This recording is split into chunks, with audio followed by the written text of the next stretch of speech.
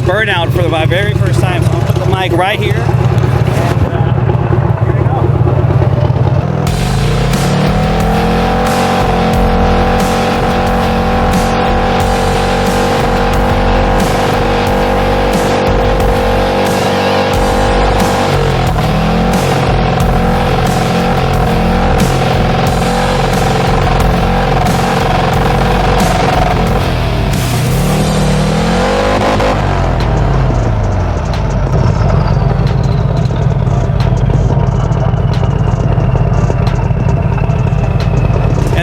First burnout on the bike, everybody. Let me know what you think in the comments.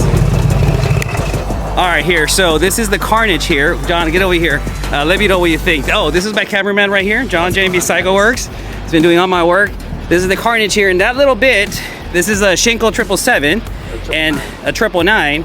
And what do you think, bro? You think it kind of went through pretty good? That went pretty quickly. This is not very smooth concrete, so I guess it's a good thing we're changing tires. Yeah. So let me know. But that's the carnage, and we got a little bit of a rubber packing here in the front. I don't know if you can see that there, but yeah. And the turbo, good. It's doing good.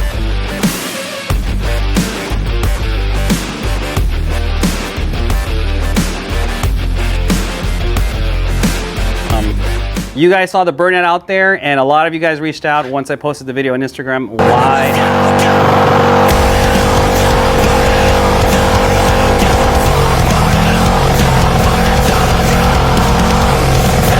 Why I was doing a burnout? Well, for one, it was the first time I've ever done a burnout, and my man over here, I don't know if you can see him, he's changing the tire right now. My carbon fiber wheels here. He's the one that actually helped me and kind of guided me how to do it.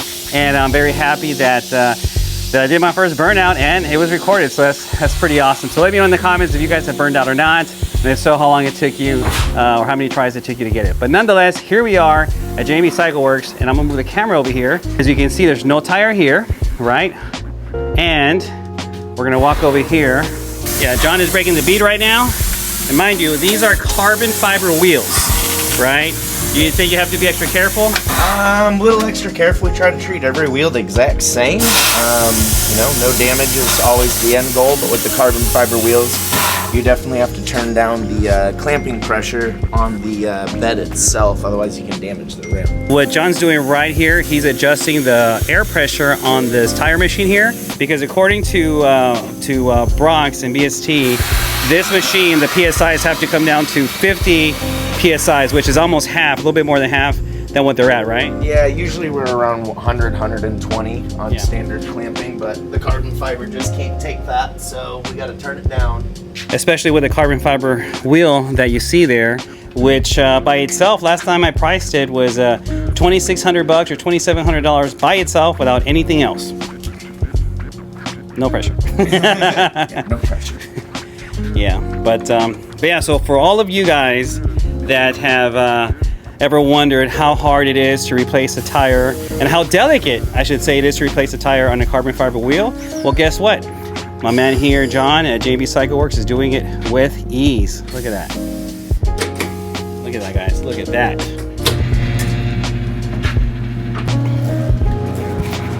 What is your take on when people are trying to fix tires? So tires are going to vary greatly on the overall use of the vehicle. If you're a long distance rider, you tend not to care so much about you know, performance and things of that nature. You're more worried about getting as many miles as you can out of a tire. So in that regard, we're big fans of Dunlop American Elites, Michelin Commander 3s. Dunlop does have a new tire coming out. Hopefully that'll be here in the next month or so. Should be another Mile Monster style tire. On my personal bikes, I do run Metzler Cruise Techs. Great all-around tire, gets good mileage, and handles really nicely as well. Doesn't get quite as many miles as, you know, the ones I just mentioned, but still a fantastic tire. You made that look easy. I was just telling John, he made that look super easy, man. I had to move over here.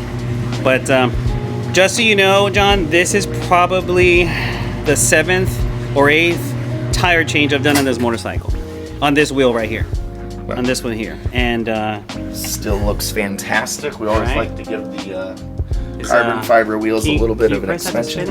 If that's okay. Yeah. So let me get the mic here. But yeah, we're inspecting the wheel here, and everything looks good. Also, don't forget that I have 33, almost closer to 34,000 miles on this rear tire, pushing an average of 200 horsepower and torque to the wheel. And what do you think, man? What is your thoughts? I mean, have you seen an older carbon fiber wheel or with more miles? No, haven't really seen a whole lot of carbon fiber wheels with a bunch of miles. So I'll say, given the power level that the bike is ridden at, it's pretty darn durable. Yeah, I am impressed. All right, so we are here in inventory, right, where they keep their parts in stock. And what John did was he picked 4 tires of the same size, and they're actually different in height and in width.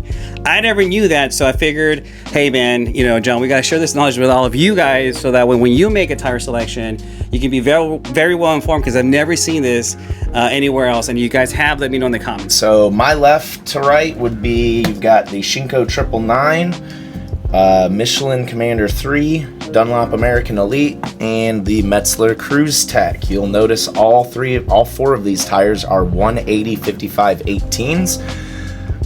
Quite a bit difference in terms of height. It's going to be kind of hard to get it all on camera, but what you should be able to see is you can see that the American Elite is substantially taller with a fairly round profile compared to, let's say, this shorter, squattier, and flatter profile Commander 3.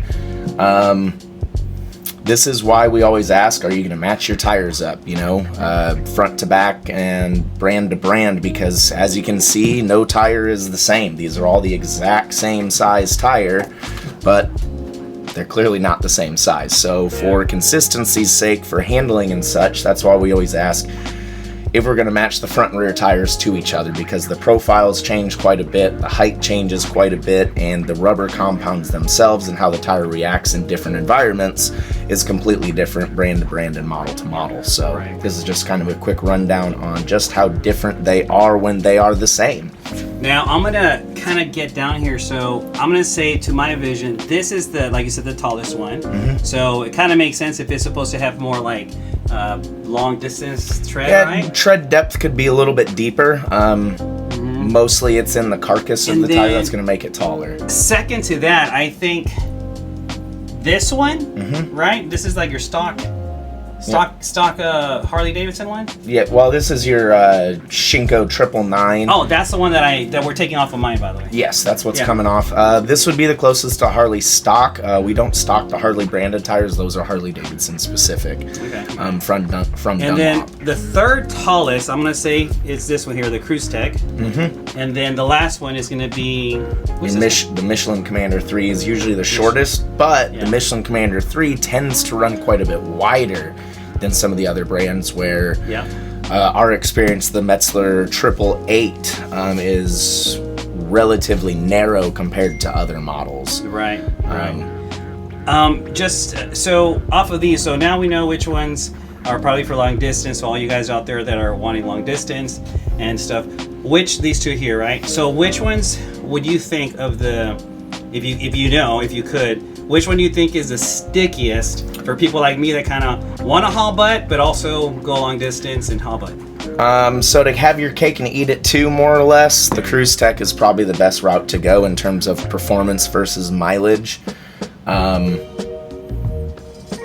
Price point wise, the Shinko is really hard to beat. If you're not a crazy aggressive rider, or you're not an all-weather rider, meaning, you know, not riding out in the rain and such, this one is a little bit more unpredictable in the rain. Cruise experienced that, and I have as well. So I will tell you, from my experience, the Shinko 999, which is why we're changing it, in the rain, it's, at least for me and with my power, I don't recommend it. Not for the rain. Is it sticky? Yes, but I feel like this one here, the Metzler Cruise Stick, is stickier than this one, in my opinion. Now, maybe if it was a 777 Shinko, it would probably be a different conversation. But this one here, for the power that I have on my turbo, I don't recommend in the rain, that is, right? Yeah, in the rain, it's a little bit more unpredictable. Now, the last thing I want to cover here, man, is the width. I feel like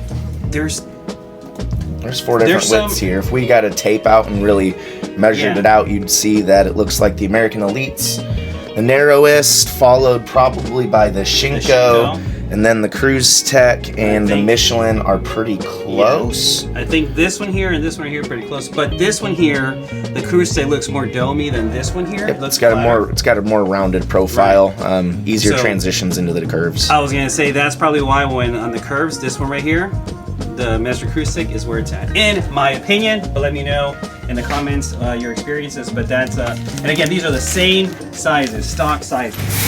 One of the things I love the most of these carbon fiber wheels is they're so easy to wipe down. Like, look, clean, done.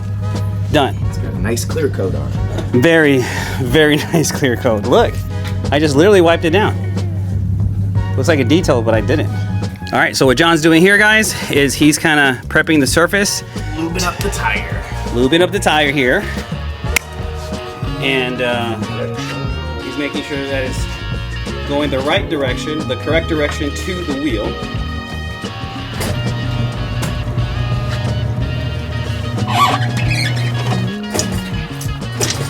And voila, there you go. So we have to assist it a lot in this regard because the clamps don't have a lot of pressure on them. So if you don't help the tire and the wheel spin with the clamp's just going to spin on the rim. But if I'm going over with my light, I can't see it. What John's doing, guys, he's kind of looking over the tire right in this area here, all around it, to look for the balance, I guess, dot. Yep. And that is supposed to get matched up with the stem here. Therefore, that should be the best balanced tire without weights you can get. But in this case, the rear tire doesn't have that.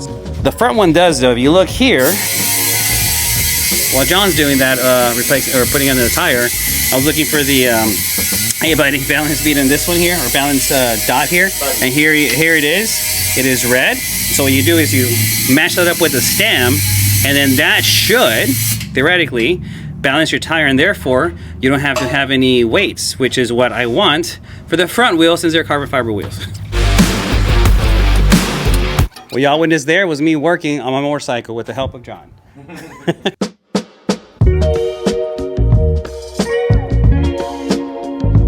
Always, always, always clean and lube the chain and then adjust. As you clean it and lube it, you'll notice that the chain tends to get a little bit more loose than it was originally. So you always want to clean it and then lube it and then try and find your tight spot if the chain has any and adjust from there. What's the tight spot, John, so people know? So as chains wear, they develop tight spots and loose spots. So here we're just checking tension. So I'm looking for consistency, which this chain's so new that it still is pretty consistent. But over time, lack of maintenance, wear and tear, it will develop a spot where it moves significantly less than this. That is your starting point for your adjustment. Because if you tighten it at, let's say, the loose spot, when the tight spot comes around, you're going to have a chain that's just way too tight. A lot of you may be wondering how we're adjusting the chain with a stock swing arm. If you saw my last videos, I basically damaged the other swing arm and I couldn't use it anymore, and so I went back to stock. John here did all the work, and it actually works amazing. So it's kind of funny how that worked out. But anyhow, how are we adjusting this chain on a stock swing arm? There's different methods, but as you can see, John here, let me get over here, he's working on that side. What we did is we purchased this axle adjuster here from Kraus. Let me get the camera at a better angle here. It is from Kraus, and what you do is you install it. It comes with its own, what is it, the rod? Did you call it the rod? Comes with a whole axle, axle nuts, and then the adjuster plates. Yeah, it comes with the axle nuts and adjuster plates, and you just add it to your stock swing arm, and you'll be able to adjust your chain with it, and it's a very good system. Don't you agree? Oh yeah, it's wicked. Yeah, I really like it. Price range, this when I bought it years ago, and I bought it with my carbon fiber wheels here. I paid, I want to say, right around $500 for it. So just so you guys know.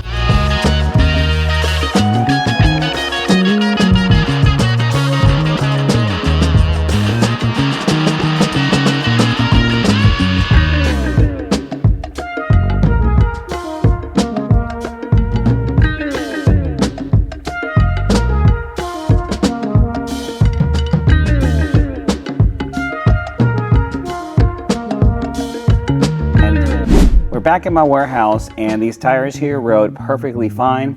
I like them a lot. They have, I don't know, maybe 30 miles in them right now, and I absolutely love them. They're definitely better, in my opinion, than the Shinko 999s. The Shinko 999s were good tires, but I wasn't comfortable in the rain. And once I had these on my Mako Shark CVO, I absolutely fell in love with them, and they offer good grip, and I like them a lot, especially around the curves. I hope you enjoyed today's video. If you did, please give it a like and subscribe, and I'll see you next time.